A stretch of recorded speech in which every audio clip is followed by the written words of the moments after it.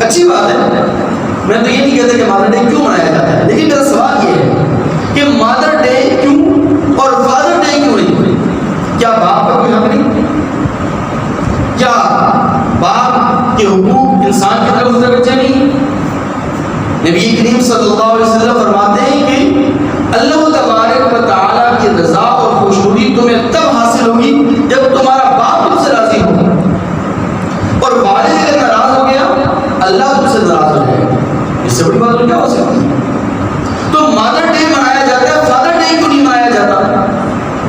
کیا باپ اپنی اولاد کے لیے جتن نہیں کرتا؟ کیا والد اور باپ نے اپنی اولاد کے لیے قربانی نہیں دی ہوگی؟ کیا والد نے اپنی اولاد کے لیے خون پسینہ نہیں بہایا ہوتا؟ میں یہ بات ہرگز نہیں کہتا ہم نے کہ موضوع کو دیکھ کر صرف اور صرف کمنٹس نہیں کیا کریں، بات کو پورا سمجھا کریں۔ میں کہنا کیا چاہتا ہوں، میں یہ نہیں کہنا چاہتا اور نہ میں یہ کہہ رہا ہوں کہ مادر ڈے کیوں منایا جاتا ہے۔ میرا سوال صرف یہ ہے کہ مادر ڈے کیوں اور فادر ڈے کیوں نہیں؟ جب ماں کے حقوق بیان کیے جاتے ہیں تو باپ کے حقوق کیوں نہیں بیان کیے جاتے؟ کیا باپ کا کوئی مقام اور مرتبہ نہیں ہے؟ کیا باپ کے اپنی اولاد کے اوپر کوئی حق نہیں ہے، کوئی حقوق نہیں؟ ہو سکتا ہے مادر ڈے بنانے کے معاشرے پر اچھے اثرات مرتب ہوئے ہوں، مجھے کوئی انقلاب تو نہیں دکھانا، میں انقلاب اس کو سمجھتا ہوں کیونکہ ڈے بنانے سے انقلاب نہیں آتا، انقلاب آتا ہے اسلامی تعلیمات پر عمل کرنے سے، اور اسلامی تعلیمات کا بڑا بیلنس ہے، اعتدال ہے۔ اسلامی تعلیمات کے اندر بیلنس رکھا گیا ہے۔ اسلامی تعلیمات میں جہاں والدہ کے اور ماں کے حقوق بیان کیے گئے وہاں باپ اور والد کے حقوق بھی بیان کیے گئے، تو اس لیے بیلنس کی ضرورت ہے، اعتدال کی ضرورت ہے، میانہ روی کی ضرورت ہے۔ ٹھیک ہے، نبی کریم صلی اللہ علیہ وسلم نے ماں کے بڑے حقوق بیان فرمائے، ماں کے حق کو مقدم بھی فرمایا ہے، اور آپ علیہ السلام نے ماں کے ساتھ حسن سلوک کی زیادہ ترغیب، زیادہ تاکید ارشاد فرمائی، لیکن پھر بھی سوال یہی رہتا ہے کہ مادر ڈے کیوں اور فادر ڈے کیوں؟ جی مادر ڈے کیوں، فادر ڈے کیوں نہیں؟ میں اسلامی تعلیمات کا خلاصہ اور اس کا جو بیلنس ہے وہ میں آپ کے سامنے آخر میں رکھوں گا، لیکن اس سے پہلے آپ ایک واقعہ، عبرتناک واقعہ ہے، نصیحت آموز واقعہ ہے، آپ اس واقعے کو سماعت فرمائیں۔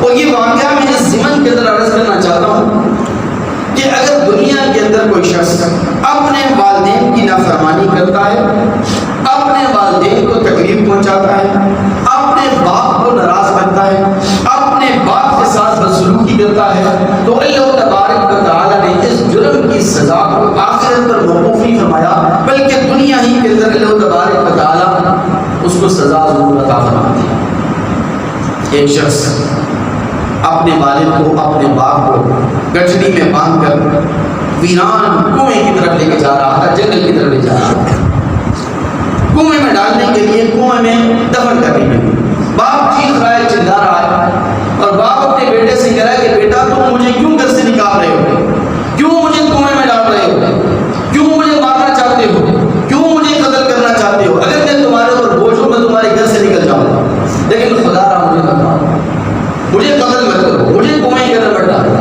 لیکن بیٹا تھا کہ باپ کی کوئی بھی بات سننے کے لیے تیار نہیں، کان دھرنے کے لیے تیار نہیں۔ باپ کو لے کر گیا ویران کنویں کے پاس، باپ کو گٹھڑی سے باہر، گٹھڑی کو کھولا، گٹھڑی سے باپ کو باہر نکالا۔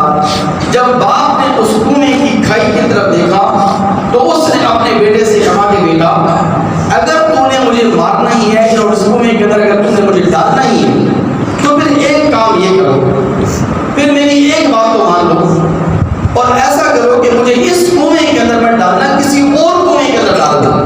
تجھے مارنا ہی ہے نا، جان ہی چھڑانی ہے، مجھے قتل ہی کرنا ہے، لیکن کم از کم اس کنویں کے اندر مجھے مت ڈالو، کسی اور کنویں میں ڈال دو۔ بیٹا حیران ہے، بیٹا کہتا ہے کہ ابا جان یہ کیا بات ہے، مرنا تو آپ میں سے ہی ہے، اس کنویں میں ڈالو تب بھی آپ نے مرنا ہے، کسی اور کنویں میں ڈالو تب بھی آپ نے مرنا ہے، اور مارنا ہی آپ کو مقصود ہے، تو آپ یہ کیوں کہہ رہے ہیں کہ بیٹا مجھے اس کنویں کے اندر مت ڈالو،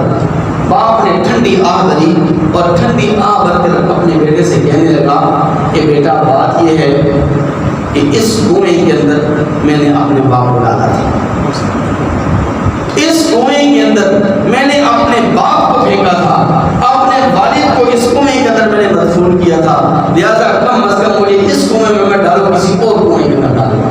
بیٹے کے ہاتھ تھر کانپ اٹھے، بیٹا سمجھ گیا۔ بیٹے نے کہا کہ آج اگر میں اپنے باپ کو اس کنویں کے اندر ڈالوں گا، کل میری اولاد بھی مجھے اسی کنویں کے اندر ڈالے گی۔ دنیا مکافات عمل ہے، ایک جرم ایسا ہے، والدین کی نافرمانی، والدین کے ساتھ بدسلوکی، ایک جرم ایسا ہے کہ اللہ تبارک و تعالیٰ اس کی سزا کو آخرت پر موقوف نہیں فرماتے، بلکہ اللہ تبارک و تعالیٰ دنیا ہی کے اندر اس کی سزا دے دیتے۔ اب اسلامی تعلیمات کا بیلنس دیکھیے، اسلامی تعلیمات کا اعتدال دیکھیے کہ اسلامی تعلیمات کا خلاصہ یہ ہے کہ ماں باپ دونوں کے حقوق ہیں، اس لیے باپ تعظیم کا زیادہ مستحق ہے اور ماں حسن سلوک کی زیادہ مستحق ہے۔ کہہ دیجیے سبحان اللہ۔ باپ تعظیم کا، ادب و احترام کا زیادہ مستحق ہے اور والدہ اور ماں حسن سلوک کی زیادہ مستحق ہے۔ باپ کی طبیعت میں جلال غالب ہوتا ہے، اس لیے اگر باپ کی شان میں آپ تھوڑی سی بھی گستاخی کریں گے، تھوڑی سی بے ادبی بے احترامی کریں گے، وہ ناراض ہو جائے گا، وہ غصہ ہو جائے گا، وہ جلال میں آ جائے گا۔ لیکن اگر ماں کی شان میں تھوڑی سی بے ادبی ہو بھی گئی، بے احترامی ہو بھی گئی، تو ماں کی طبیعت میں جمال غالب ہوتا ہے، وہ غصہ نہیں کرے گی، وہ ناراض نہیں ہوگی، وہ آپ کو بددعا نہیں دے گی۔ تو باپ کی طبیعت میں جلال غالب ہوتا ہے، اس لیے باپ کی تعظیم یہ زیادہ کرنی چاہیے، باپ کا ادب و احترام زیادہ کرنا چاہیے، اور باپ کے لیے تعظیم کا حکم زیادہ ہے اور اس کی تعریف زیادہ ہے۔ اور ماں نرم دل ہوتی ہے، ماں اپنی اولاد کے ساتھ بے تکلف بھی ہوتی ہے، کئی باتیں ایسی ہوتی ہیں کہ جو بندہ یعنی اولاد اپنے والد کے ساتھ شیئر نہیں کر سکتا، لیکن وہ باتیں اپنی ماں کے ساتھ شیئر کر رہا ہوتا ہے، کیونکہ ماں کی طبیعت میں نرمی ہوتی ہے۔ تو ماں حسن سلوک کی زیادہ مستحق ہے، اس لیے علماء نے، فقہاء نے لکھا ہے، اور مفتی تقی عثمانی صاحب دامت برکاتہ العالیہ نے اپنی کتاب اصلاح الفقہ میں یہ جملہ نقل کیا ہے کہ اگر گفٹ دینا ہو، تحفہ دینا ہو، تو اس کی آپ کی ماں زیادہ مستحق ہے۔ ماں کو تحفہ دیا کرو، ماں کو گفٹ دیا کرو، کیونکہ ماں کا دل اگر خوش ہوگا وہ دعا دے گی، وہ دعا عرش معلیٰ کو چیرتی ہوئی اللہ تعالیٰ کی بارگاہ میں پہنچتی ہے، اور اس کے نتیجے میں آپ کا بیڑا پار ہو جائے گا۔ اللہ تعالیٰ سے دعا ہے، اللہ تعالیٰ نے ہمیں